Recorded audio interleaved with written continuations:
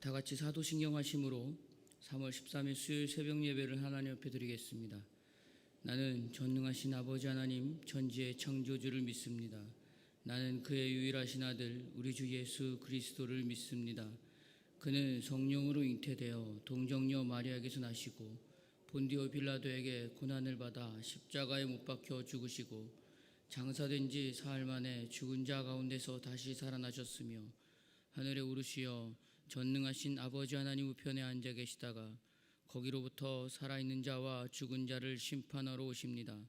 나는 성령을 믿으며 거룩한 공교회와 성도의 교제와 죄를 용서받는 것과 몸의 부활과 영생을 믿습니다. 아멘. 찬송가 90장입니다.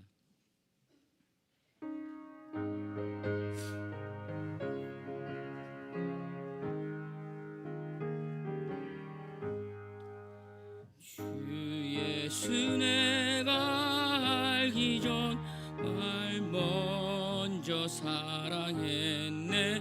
그 크신 사랑 나타나 내 영혼 거듭났네. 주 내 맘에 늘 계시고 나 주의 안에 있어 저 포도 비유 같으니 참 좋은 나의 친구.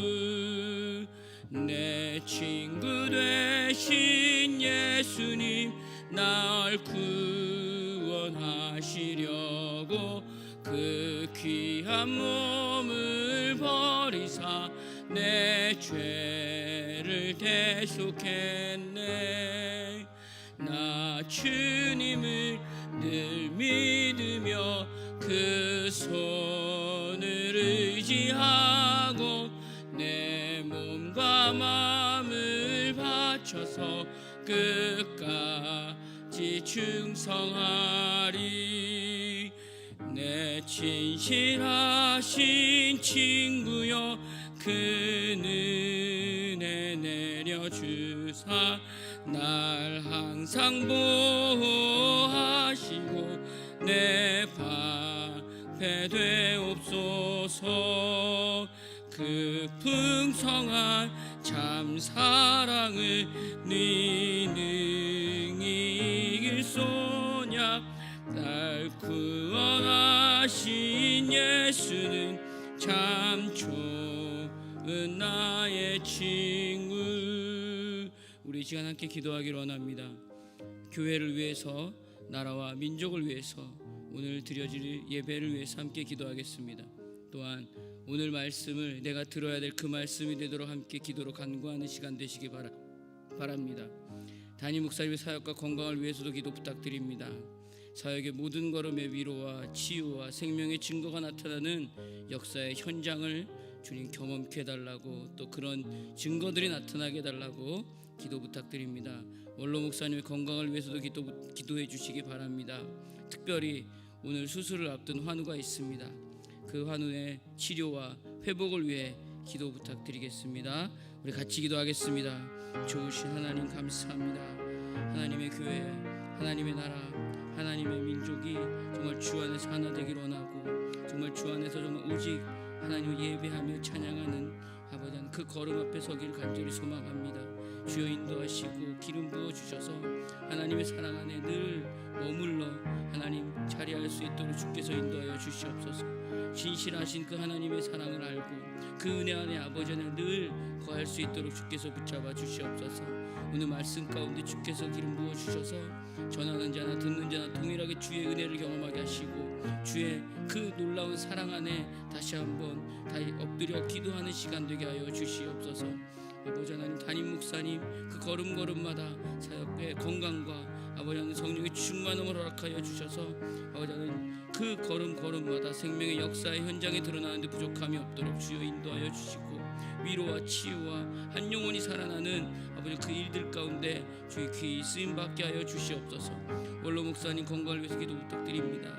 기도드립니다. 주여 함께 하시고 인도하여 주셔서 하나님 그 믿음의 자랑으로 믿음의 본으로 세워주신 그 걸음에 하나님 지켜주시기를 가운데 소망합니다. 아버지, 특별히 오늘 수술을 앞둔 주여 사랑하는 환우들이 있사오니 주여 인도하여 주시고 붙잡아 주셔서 그 치료의 손길로 나음을 얻게 하여 주시옵소서. 이전보다 더 건강한 모습으로 회복되어 예배의 자리에서 보기를 원하고 만나기를 원하오니 주여 인도하여 주시옵소서. 사랑이 많으신 예수님 이름으로 기도드립니다. 아멘. 오늘 함께 나눌 하나님의 말씀은 사사기서 3장 16절에서 25절 말씀입니다. 사사기 3장 16절에서 25절 말씀입니다. 제가 가지고 있는 성경으로는 구약 365페이지입니다.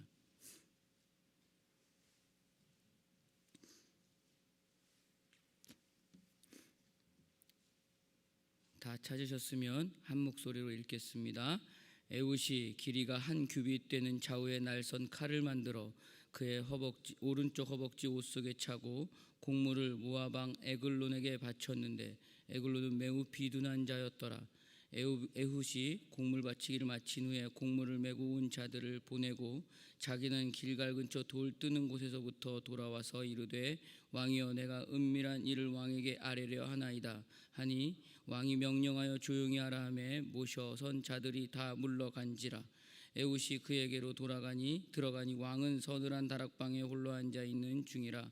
에훗이 이르되 내가 하나님의 명령을 받들어 왕에게 아랠 일이 있나이다 하매 왕이 그의 자석에서 일어나니 에훗이 왼손을 뻗쳐 그의 오른쪽 허벅지 위에서 칼을 빼어 왕의 몸을 찌르매 칼자루도 날에 따라 들어가서 그 끝이 등 뒤까지 나갔고 그가 칼을 그의 몸에서 빼내지 아니하였으므로 기름이 칼날에 엉켰더라.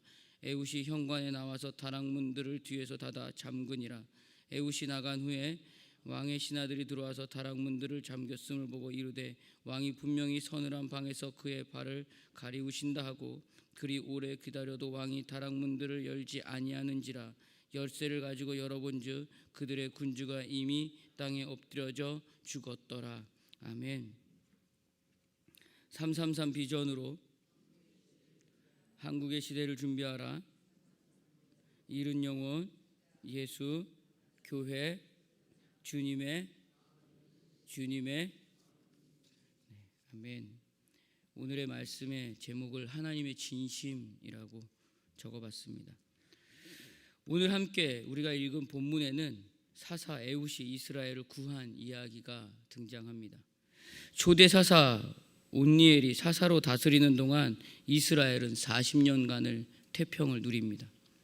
사사기서 3장 11절의 말씀에 이렇게 얘기하죠. 그 땅이 평온한 지 40년에 그나스의 아들 온니엘이 죽었더라 라고 얘기합니다. 그러나 온니엘이 죽고 이스라엘 백성들은 다시 여호와의 목전에서, 즉 여호와의 눈앞에서 그들의 모든 호흡을 통해서 하나님께 악을 행합니다. 그러자 하나님께서는 이번엔 모압 왕을 통해서 이스라엘을 징계합니다. 모압 왕 에글론은 암몬과 아말렉 족속과 동맹을 맺어서 이스라엘을 공격합니다. 이스라엘의 가나안 정복의 상징적인 증거물이라고 할 수 있는 여리고성까지 공격을 하여 점령당하게 됩니다. 오늘 우리가 함께 읽은 본문 앞에 13절에는 이렇게 그 얘기를 기록하고 있습니다. 에글론이 암몬과 아말렉 자손들을 모아가지고 와서 이스라엘을 쳐서 종려나무 성읍을 점령한지라 라고 기록하고 있습니다. 종려나무 성읍은 종려나무들이 모여져 있는 성읍이라는 말입니다. 이것은 그 성읍에 종려나무가 많이 있었던 것에서 유래된 별칭으로 여리고성을 가르칩니다. 신명기서 34장 3절의 말씀에 그것을 이렇게 얘기합니다.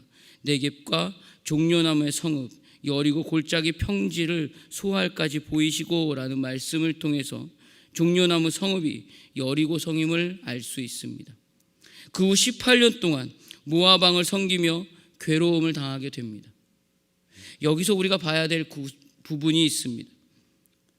오늘 본문 앞에 이렇게 된 이유에 대해서 설명을 하고 있습니다. 12절의 말씀입니다. 이스라엘 자손이 또 여호와의 목전에 악을 행하니라. 이스라엘 자손이 여호와의 목전에 악을 행함으로 라고 기록하고 있습니다. 이 말이 바로 우리가 주일에 말씀에 들었던 무익한 종의 얘기입니다. 무익한 종의 결과는 사사기 마지막 장 마지막 절에서도 매우 친절하게 기록하고 있습니다. 사람이 각기 자기 소견에 옳은 대로 행하였더라. 그럼에도 불구하고 하나님의 일하심과 하나님의 사랑은 그럼에도 불구하고 여전하신 하나님임을 우리는 볼 수 있습니다. 끝까지 그 사랑을 감추지 않으시는 하나님이심을 우리는 알 수 있습니다. 15절의 말씀에 이렇게 기록합니다. 이스라엘 자손이 여호와께 부르짖음에 여호와께서 그들을 위하여 한 구원자를 세우셨으니 그는 곧 베냐민 사람 게라의 아들 왼손잡이 에웃이라 라고 기록하고 있습니다. 악을 행하고 진노하심으로 압제를 당하게 되고 다시 엎드려서 여호와께 부르짖는 이스라엘 백성들입니다. 살만하면 자기 소견대로 행하고 살만하지 않으면 살려달라고 부르짖는 이스라엘 백성들을 볼 수 있습니다.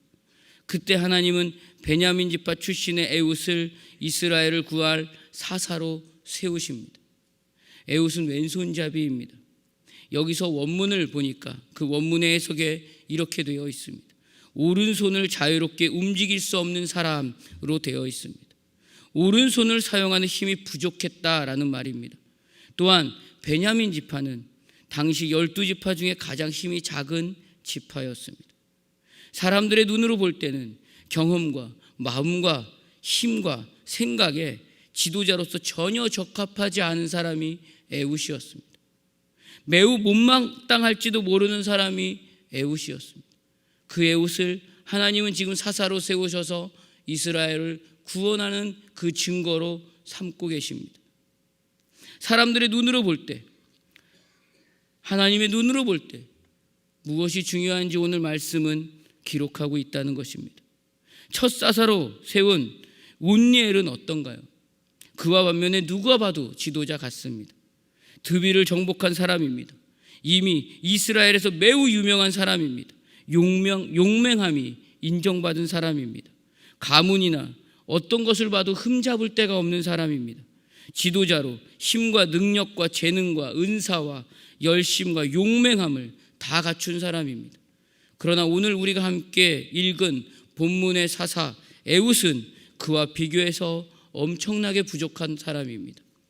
사랑하는 성도 여러분, 하나님은 하나님의 사역을 이루어 가심에 있어서 사람의 자질과 능력과 은사와 재능과 힘과 그 부요함과 그 어떠함의 출중함을 중요하게 여기지 않습니다. 여호수아서 1장 8절에서 9절에 보면 그 얘기에 그 하나님의 마음을 우린 너무나도 잘 알고 있습니다. 그 하나님의 일하심의 섭리가 어떠한지 이 구절에서 이렇게 얘기합니다. 우리가 너무나 잘 알고 있는 말씀인데 제가 한번 읽어보도록 하겠습니다. 이 율법책을 내 입에서 떠나지 말게 하며 주야로 그것을 묵상하여 그 안에 기록된 대로 다 지켜 행하라. 그리하면 내 길이 평탄하게 될 것이며 내가 형통하리라. 내가 내게 명령한 것 아니냐. 강하고 담대하라. 두려워하지 말며 놀라지 말라. 내가 어디로 가든지 내 하나님 여호와가 너와 함께 하느니라 하시니라. 아멘. 사랑하는 성도 여러분, 하나님께서는 오히려 약한 자, 부족한 자를 선택하십니다. 그래서 오히려 강하고 능력 있고 실력 있고 자리 있고 힘이 있다고 하는 자들 앞에서 그 부끄러움을 크게 하시는 하나님이십니다. 늘 내 생각이 많은 우리들에게, 늘 내 생각대로 하는 것이 맞다고 고집하는 우리들에게, 늘 내 뜻대로 되지 않으며 화내고 감정을 보이고 자기 마음대로 하는 우리들에게 하나님은 전혀 예상하지 못한 하나님의 방법으로 우리를 이끌어가고 계십니다. 그것은 하나님의 초점에는 당장의 내 뜻이 중요하지 않기 때문입니다. 오직 구원을 이루어 가시기 위한 하나님의 그 분명한 섭리가 흔들리지 않기 때문입니다. 고린도전서 1장 26절에서 29절에 있는 말씀입니다. 제가 읽어볼게요. 형제들아, 너희를 부르심을 따라 육체를 따라 지혜로운 자가 많지 아니하며 능한 자가 많지 아니하며 문벌 좋은 자가 많지 아니하도다. 그러나 하나님께서 세상에 미련한 것들을 택하사 지혜 있는 자들을 부끄럽게 하시려고 세상에 약한 것들을 택하사 강한 것들을 부끄럽게 하려 하시며 하나님께서 세상에 천한 것들과 멸시받는 것들과 없는 것들을 택하사 있는 것들을 폐하려 하시나니 이는 아무 육체도 하나님 앞에서 자랑하지 못하게 하려 하심이라 라고 기록하고 있습니다. 베냐민이라는 말은 오른손의 아들이라는 말로 해석할 수 있습니다. 그와 같은 의미를 가지고 있는 지파에서 오른손을 제대로 쓰지 못하는 사람을 사화사도로 세우신 하나님이십니다. 여기에서 바로 이는 아무 육체도 하나님 앞에서 자랑하지 못하게 하려 하심이라의 그 하나님의 진심을 우리는 볼 수 있어야 합니다. 오늘 우리가 함께 읽은 본문은 마치 영화의 한 장면 같습니다. 이 부분을 영화로 만들면 정말 스펙타클할 것 같아요. 오른손을 사용하지 못하는 왼손잡이 에훗이 에글론을 죽이는 장면이 기록되어 있습니다. 에훗이 치밀한 계획을 세워서 모압 왕 에글론을 죽이는 이야기가 오늘 우리가 읽은 본문의 이야기입니다. 에훗은 모압 왕 에글론에게 공물을 바치러 가는 기회에 에글론을 제거해 버리려고 합니다. 공물을 바치고 에글론 앞에서 물러나온 에훗은 함께 왔던 이들을 먼저 돌려보낸 뒤에 에글론에게 다시 돌아갑니다. 은밀히 드릴 말씀이 있다고 하면서 왕에게 다가갑니다. 에훗의 겉모습만 보고 우습게 여긴 모압 왕이 바로 에글론일 것입니다. 그래서 에글론은 에훗의 말을 듣고 주위에 들어섰던 그 신하들을 물러가게 합니다. 이제 에훗과 에글론 단둘만 남게 됩니다. 이때 에훗이 오른쪽 허벅지 옷 속에 숨겨놓은 칼을 왼손으로 빼내어 에글론을 찌릅니다. 칼자루가 몸에 박히도록 깊이 찔렀습니다. 오른손 자비는 칼을 왼쪽 허벅지에 차고 다니므로 왕을 호위하는 신하들이 바지의 왼쪽은 검사했는지 모르지만 오른쪽은 확인도 하지 않았다는 것을 알 수 있습니다. 거기에 오른손을 사용할 만한 힘이 부족한 에훗이었기 때문에 더 우습게 여기고 그렇게 했을 것입니다. 오늘 우리가 함께 읽은 본문의 21절과 21절의 말씀에 이렇게 기록합니다. 에훗이 왼손을 뻗쳐 그의 오른쪽 허벅지 위에서 칼을 빼내어 왕의 몸을 찌르매 칼자루도 나를 따라 들어가서 그 끝이 등 뒤까지 나갔고 그가 칼을 그의 몸에서 빼내지 아니하였으므로 기름이 칼날에 엉켰더라 라고 되어 있습니다. 에글론을 멋지게 암살합니다. 그리고 이스라엘 백성들을 소집합니다. 모압 용사 1만을 죽이고 이스라엘을 구원합니다. 그리고 나서 80년간의 태평을 누리는 역사를 만들어냅니다. 이것이 바로 하나님의 능력입니다. 사랑하는 성도 여러분, 사사기 시작부터 암울하고 참담한 내용이 시작되고 있어서 어두운 분위기의 이야기가 계속될 것이라고 생각했을지 모르지만 오늘 본문은 마치 영화의 한 장면을 보는 것 같은 생생함이 그려져 있습니다. 우리가 이전에 보았던 사사 온니엘과는 많이 다릅니다. 사사기는 첫 사사 온니엘이 구산 리사다임을 해치운 일을 매우 간단하게 기록하고 있습니다. 그리고 바로 이스라엘의 그 악함을 적어 내려갑니다. 사사기 3장 12절의 말씀입니다. 우리가 읽었습니다. 이스라엘 자손이 또 여호와의 목전에서 악을 행하니라. 이스라엘 자손이 여호와의 목전에 악을 행함으로 여호와께서 모압 왕 에글론을 강성하게 하사 그들을 대적하게 하심에 이렇게로 다음 이야기가 바로 전개되고 있습니다. 그러나 오늘 우리가 함께 읽은 사사 에훗은 3장 전체에 걸쳐서 에훗이 에글론을 해치운 이야기를 매우 천천히 세밀하고 자세하게 기록하고 있습니다. 엄청나게 스펙타클한 영화의 한 장면을 만들어내는 그 글들이 이야기가 오늘 성경에 우리가 읽은 본문의 내용입니다. 왜 성경은 오늘 본문을 이렇게 기록하고 있을까요? 성경은 내 마음과 내 뜻의 결정은 그닥 중요하지 않습니다. 성경은 오직 하나님의 일하심과 하나님의 주권과 하나님의 섭리와 하나님의 뜻이 더 중요합니다. 그곳에 바로 하나님의 진심이 있기 때문입니다. 성경이 말씀인 이유는 하나님의 일하심과 그 주권과 섭리와 뜻을 통해서 우리가 착하고 충성된 종으로의 걸음을 나아가기를, 조금씩이라도 나아가기를 원하기 때문입니다. 여기에 성경이 말씀인 하나님의 진심이 담겨져 있다는 것입니다. 오늘 본문도 마찬가지입니다. 이스라엘을 괴롭게 하는 대적들을 제거하고 세우고 또 제거하는 일은 하나님께 매우 쉬운 일일 것입니다. 또 이런 일은 하나님에게 그렇게 중요한 이야기가 되지 않습니다. 하나님에게 정말 중요한 그 이야기는 바로 미가서 6장 8절의 말씀과 같이 하나님의 마음과 함께 걸어가는 하나님의 자녀가 되는 것에 그 모든 초점이 맞춰져 있다는 것입니다. 사람아, 주께서 선한 것이 무엇임을 내게 보이셨나니 여호와께서 내게 구하는 것은 오직 정의를 행하며 인자를 사랑하며 겸손하게 내 하나님과 함께 행하는 것이 아니냐. 여기에 하나님은 모든 초점이 맞춰져 있다는 것입니다. 하나님의 진심은 오직 여기에서 드러나고 보여지고 계획되며 이끌어 가신다는 사실을 우리는 알아야 합니다. 그 마음으로 오늘 본문은 에웃의 이야기를 담아내고 있는 것입니다. 마가복음 4장에 보면요, 이런 얘기가 나옵니다. 예수님께서 바람을 꾸짖습니다. 바람들어 잠잠하라, 고요하라 라고 하시는 장면이 나와요. 그 말씀 이후에 바다는 잔잔해집니다. 그리고 나서 마가복음 4장 40절에서 41절의 말씀에 이렇게 기록하고 있어요. 이에 제자들이 이르시되 어찌하여 이렇게 무서워하느냐, 너희가 어찌 믿음이 없느냐 하시니 그들이 심히 두려워하여 서로 말하되 그가 누구에게 바람과 바다도 순종하는가 하였더라 라고 기록하고 있습니다. 단순하게 이 장면을 보고 있으면 예수님에 대해서 소개하는 장면으로만 볼 수도 있습니다.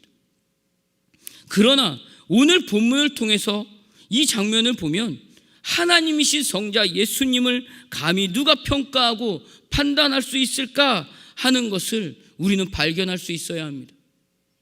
하나님의 계획대로, 하나님의 섭리대로, 하나님의 뜻대로 하시고자 하는 그 일 앞에 어째 죄만 가득한 우리가 우리 마음대로 하나님을 판단하고 평가하고 말할 수 있을까 하는 것을 발견해야 한다는 것입니다.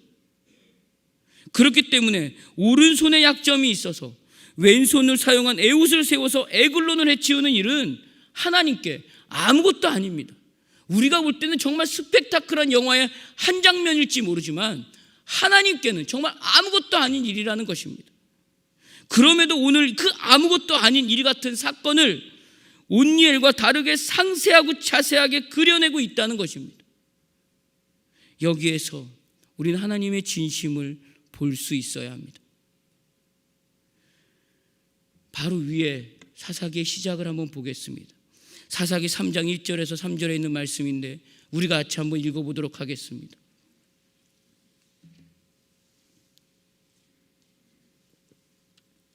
사사기 3장 1절에서 3절에 있는 말씀입니다.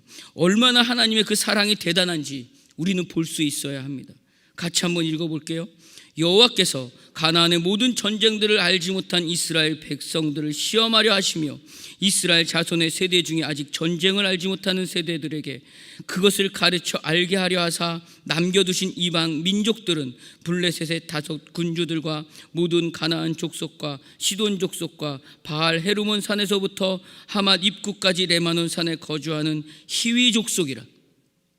하나님은 이스라엘이 가나안 땅을 정복한 이후에도 그 땅에 여전히 여러 민족들을 남겨두고 계십니다.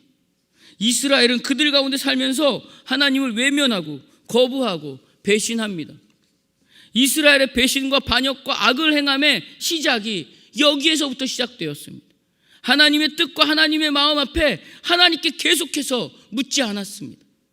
예수님이 보이셨던 그 하늘의 백성의 모습과 하늘에 속한 자의 걸음을 보이지 않았습니다.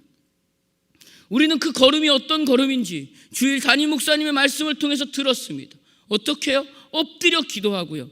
마태복음 26장 39절의 말씀처럼 나의 원대로 마옵시고 아버지의 원대로 하옵소서라는 그 기도의 자리에 이스라엘 백성도 엎드려 서 있어야 됐습니다.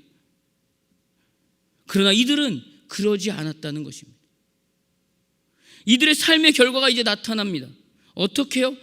그 이방 민족들이 이제 이스라엘을 위협하기 시작합니다. 그리고 세력이 커지자 점차 압제하기 시작합니다. 이스라엘은 그로 인해서 고통과 절망과 좌절과 낭만과 슬픔과 아픔과 두려움으로 떨게 됩니다. 오늘까지 몇 년을 떨게 됩니까? 그래서 그들의 기억을 더듬어서 그들의 하나님께 부르짖어서 도움을 구하고 있습니다. 그때 하나님께서는 사사를 세워주시고 이스라엘을 회복하십니다. 이것이 사사기에 내내 반복되고 있는 내용입니다. 하나님은 오늘 본문을 통해서 전쟁을 겪어보지 못한 이 가나안 세대들에게 전쟁을 본 일이 없는, 그래도 무조건 당하기만 하고 있는 이스라엘 백성에게 전쟁이 무엇인지 보여주고 가르쳐주고 있는 것입니다. 전쟁에 능하신 여호와 하나님을 알게 하시려는 하나님을 가르쳐 주시려고, 그럼에도 불구하고 하나님은 여전히 이들의 악함을 보면서도 일하고 계시다는 사실입니다. 이것이 하나님의 진심입니다. 이스라엘과 이방 민족 중에 누가 더 큰 권력을 가지고 누가 더 큰 힘을 가지게 되고 정복당하게 되는 것에 먼저 큰 관심이 있지 않습니다. 하나님의 능력에 이스라엘을 압제하는 무리들을 물리치시는 일들은 매우 쉬운 일입니다. 그러나 그렇게 한다고 해서 그것만으로 이스라엘 백성들의 삶의 결과에 진정한 하나님의 진심이 드러나야 되는 그 결과는 나타나지 않는다는 사실입니다. 여러분도 마찬가지 아닌가요? 우리도 마찬가지 아닌가요? 정말 엄청난 소원이 있습니다. 사업이 잘 돼야 됩니다. 계약을 꼭 맺어야 돼요. 정말 맨날 며칠을 와서 기도하고 매달리고 금식합니다. 그것이 이루어진다고 해서 하나님의 진심 앞에 우리가 어떠한 모양으로 나아가나요? 정말 180도 바뀌게 완전히 바뀐 모습으로 하나님 앞에 서 있나요? 우리도 여전히 똑같다는 사실입니다. 이것에 대해서 모세는 40년의 광야 생활을 마치고 가나안에 들어가기 전에 백성들에게 경고와 고훈과 교훈과 권면과 명령으로 이미 유언을 했습니다. 그 하나님의 마음을 조금씩이라도 알아가는 그 백성들의 마음을 보기 원하시는 하나님의 목적을 알기 때문에 모세는 이미 이것을 유언으로 이스라엘 백성에게 얘기를 했습니다. 신명기 8장 1절에서 3절에 있는 말씀입니다. 한번 같이 찾아보도록 하겠습니다. 신명기 8장 1절에서 3절에 있는 말씀입니다. 이것이 이스라엘 백성에게 끊임없이 반복되고 있는 명령이고 교훈이고 권면이었습니다. 같이 한 목소리 읽겠습니다. 내가 오늘 명하는 모든 명령을 너희는 지켜 행하라. 그리하면 너희가 살고 번성하고 여호와께서 너희 조상들에게 맹세하신 땅에 들어가서 그것을 차지하리라. 내 하나님 여호와께서 이 40년 동안에 내게 광야 길을 걷게 하신 것을 기억하라. 이는 너를 낮추시며 너를 시험하사 내 하나님이 어떠한지 그 명령을 지키는지 지키지 않는지 알려 하심이라. 너를 낮추시며 너를 줄이게 하시며 또 너로 알지 못하며 내 조상들도 알지 못하던 만나를 내게 먹이신 것은 사람이 떡으로만 사는 것이 아니요 여호와의 입에서 나오는 모든 말씀으로 사는 줄을 내게 알게 하려 하심이니라. 아멘. 이게 하나님의 진심입니다. 이스라엘 백성은 하나님의 엄청난 구원의 역사로 애굽에서 나와서 자유를 얻습니다. 하나님의 언약을 맺고 하나님과 그 하나님의 백성이 되었습니다. 그러나 그들은 어떠한가요? 그들은 하나님의 그 약속의 땅에 들어가는 것을 두려워하고 무서워하며 그들의 생각을 앞세워서 하나님의 그 엄청난 뜻을 거부하고 무서워했습니다. 그래서 40년의 광야 생활을 겪게 됩니다. 홍해를 건너서 젖과 꿀이 흐르는 땅을 분명히 허락받았습니다. 그러나 믿음의 반응이 불순종으로 드러났습니다. 믿음을 지키지 못했습니다. 그래서 40년 동안 애굽을 나와서 자유를 갖게 된 그 세대는 광야에서 죽습니다. 그러나 그 사건은 단지 불순종에 대한 징계로만 보아서는 안 될 것입니다. 여기에 하나님의 더 깊은 뜻이 들어 있습니다. 우리가 방금 읽었습니다. 신명기 8장 2절을 보면 너를 낮추시며 너를 시험하사라고 되어 있습니다. 이것을 보면 불순종의 결과라고 볼 수도 있을 수도 있습니다. 그러나 2절의 전체를 보겠습니다. 내 하나님 여호와께서 이 40년 동안 내게 광야 길을 걷게 하신 것을 기억하라. 이는 너를 낮추시며 너를 시험하사 내 마음이 어떠한지 그 명령을 지키는지 지키지 않는지 알려 하심이라. 여기에서 떡으로 사는 것과 말씀으로 사는 것도 기록되어 있습니다. 떡은 내 뜻과 내 마음대로 사는 사람을 말합니다. 그러나 말씀은 하나님의 뜻대로라는 의미가 있습니다. 떡은 생존의 조건을 말합니다. 떡으로 만족하는 것을 묻는 것은 바로 내 마음대로 내 뜻대로 만족이 되면 그것이 그 삶의 전부냐라고 지금 묻고 계신 것입니다. 그러나 말씀은 하나님의 뜻이라고 했습니다. 그렇기 때문에 하나님의 뜻을 알려면 너를 낮추고 그 말에 담긴 의미를 우리는 알아야 한다는 것입니다. 광야의 40년 동안 하나님은 이스라엘의 모든 걸음을 책임지셨습니다. 이스라엘의 생존을 책임지셨습니다. 만나와 메추라기와 구름 기둥과 불 기둥을 동원하여서 그들의 생존을 책임지셨습니다. 바로 그들의 떡을 책임지셨다는 얘기입니다. 이스라엘은 먹고 사는 것에 아무런 문제가 없었습니다. 이스라엘은 그저 먹고 사는 것이 전부인 것 같은 인생을 살았습니다. 떡이 전부인 인생을 살았습니다. 그 시간 동안 그들의 삶은 진정 적극적인 삶의 내용을 담을 만한 가치와 기회가 없었습니다. 적극적인 삶의 가치를 말씀을 통해서 얻어내는 기회를 갖지 못했습니다. 그런데 사사시대에 들어오니까 자유가 손에 잡혔습니다. 그리고 그 자유로 인해서 선택할 수 있는 폭이 많아졌습니다. 광야에서는 해볼 수 없던 것들이 사사시대에 들어와서는 다 해볼 수 있을 것 같습니다. 하나님께서는 광야에서 그들의 생존을 책임져 주기 위한 모든 조건을 만족시켜 주셨습니다. 그러나 광야에서의 시험은 그렇게 생존에 필요한 모든 조건이 너희에게 만족을 준다고 해도 그들 스스로 그들에게 주어진 너희의 모든 걸음이 복되고 영광스럽게 되는 것은 아니라는 것을 가르쳐주고 싶은 하나님의 진심이 담겨져 있다는 것입니다. 그것이 바로 낮추시며 라는 의미입니다. 이 말씀을 통해서 깨닫게 하고 싶은 하나님의 진심이 바로 낮추시며입니다. 떡으로는 영광을 향한 영혼의 만족까지 갈 수 없다는 것을 광야 생활을 통해서 하나님은 가르쳐주고 싶으신 것입니다. 모세는 지금 그의 삶의 마지막의 유언을 통해서 이것을 말씀하고 있는 것입니다. 이것이 광야의 40년의 의미입니다. 사랑하는 성도 여러분, 이런 삶이 우리가 기대하며 감당해야 하는 삶이 되어야 할 것입니다. 40년의 광야 생활을 보여주신 이유가 이것입니다. 먹고 사는 것으로 떡으로만 만족하는 것이 아니라 하나님의 자녀로 마음껏 누려야 할 그 말씀을, 하나님의 뜻을 자유를 통해서 선택하고 그 선택으로 인해서 영광으로 만족할 수 있는 데까지 가는 것을 하나님은 진정 원하신다는 것입니다. 이것이 바로 하나님의 진심입니다. 신명기 8장 15절에서 16절의 말씀을 보면 마침내 그것을 이루어 가시는 걸음에까지 기다리고 계시는 하나님을 볼 수 있습니다. 하나님은 오늘 우리가 그 하늘에 속한 하나님의 자녀로 삼으신 이유가 바로 이것입니다.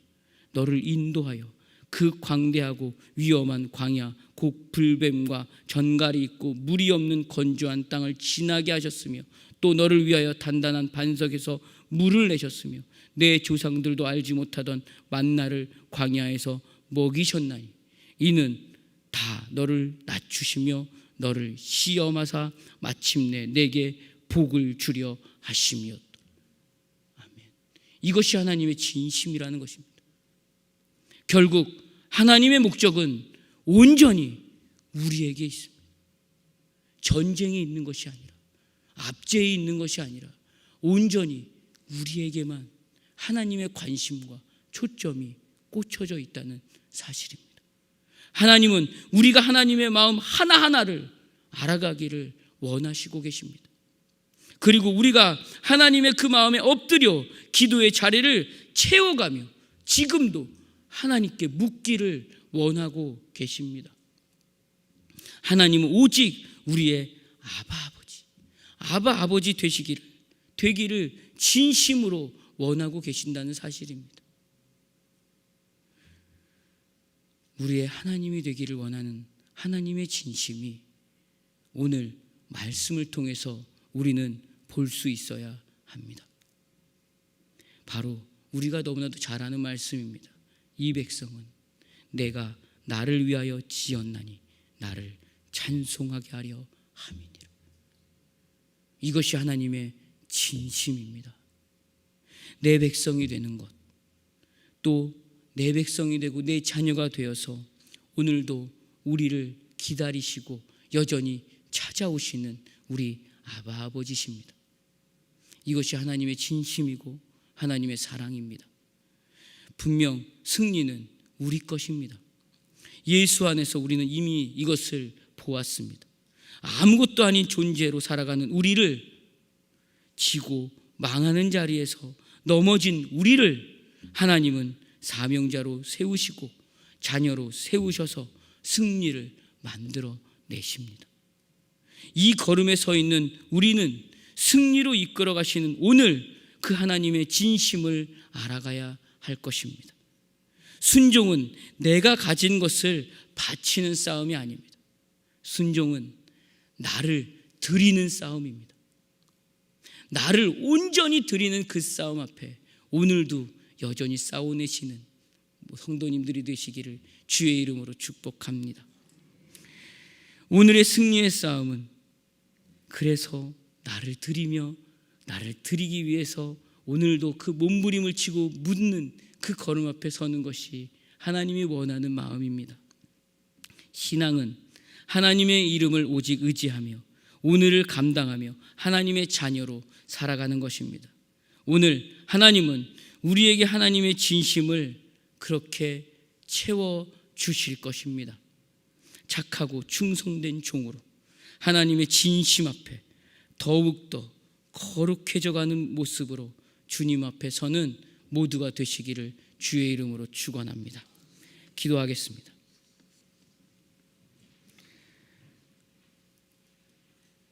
하나님 아버지, 은혜를 감사합니다. 우리 인생의 크기와 깊이와 넓이를 만들어 주시며 우리의 오늘의 모든 걸음의 위대함과 거룩함과 승리를 알게 하신 하나님을 오늘도 찬양합니다. 우리가 이 땅에서 사는 동안에 맡겨주신 그 사명의 걸음을 내 마음과 내 뜻과 내 경험과 내 소견으로 판단하고 평가하여 하나님의 진심 앞에 무익한 종이 되지 않게 하여 주시옵소서. 하나님을 더욱 사랑하고 더 기뻐하며 더 깊은 하나님의 뜻을 알아가며 그 뜻 앞에 엎드려 기도하는 마음과 결단을 오늘도 부어 주시옵소서. 이 결단의 걸음에 약해지거나 작아지거나 두려워하거나 지지 않게 하여 주시옵소서. 오늘도 승리의 걸음에서 주의 영광을 찬양하게 하시고 하나님의 이름을 노래하는 하루를 허락하여 주시옵소서. 그렇게 오늘이 간증이 되고 기억이 되는 오늘의 삶이 되게 하여 주시옵소서. 주님, 오늘도 그 감사하는 마음으로 전능하신 하나님 앞에 기도하는 마음으로 헌금을 드립니다. 주여, 예물 받아 주시고 주님의 뜻을 이루어 주시옵소서. 이 예물이 쓰여지는 곳에 오직 주의 영광과 자랑이 나타날 줄로 믿습니다. 오늘의 걸음 앞에 이 새벽을 깨어나온 주의 사랑하는 자녀들에게 성령의 충만함으로 엎드려 기도할 때 주님의 마음을, 하나님의 진심을 깨닫는 놀라운 시간 허락하여 주시옵소서. 예수님 이름으로 기도드립니다. 아멘. 하늘에 계신 우리 아버지, 아버지의 이름을 거룩하게 하시며 아버지의 나라가 오게 하시며 아버지의 뜻이 하늘에서와 같이 땅에서도 이루어지게 하소서.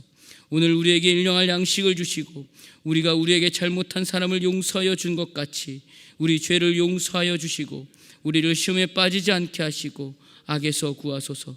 나라와 권능과 영광이 영원히 아버지의 것입니다. 아멘. 이 시간 말씀을 결단하며 함께 기도하고 또 각자 하나님 앞에 가지고 나온 기도 제목들을 기도하며 돌아가시도록 하겠습니다. 우리 주여 한 몸으로 같이 기도하겠습니다. 주여, 주오신 하나님,